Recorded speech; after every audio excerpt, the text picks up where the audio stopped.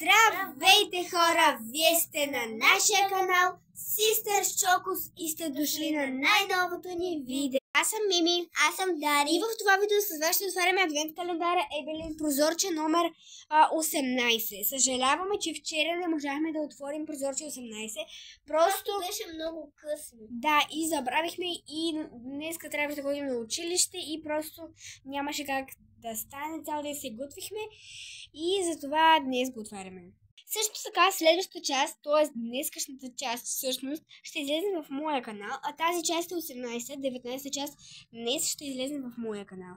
А пък също така предишната част вие можете да я гледате в моя канал Мария Старлинг, към него ще има в описанието. А сега Дарито ще отвори прозорче номер 18, който се намира тук. Хайде, Дари. И е малко. Ами да, не всички са големи.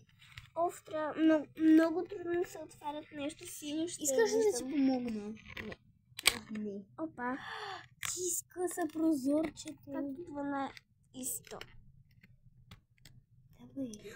Давай. Отвори, давай. Вижте шноли. Вижте, шнолички се паднаха такива на звездичка. Ето такива, една лилава и една синичка. А сега ще ги примерим на Дарито на косата. Ето колко прелесно и колко красиво стоят на Дарито на косата. Може би защото вчера се е къпала. Да.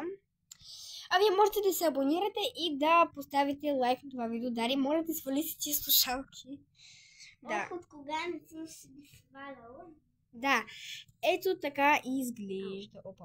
Ами, чао! Това малко заболя. Добре, айде. Чао на всички!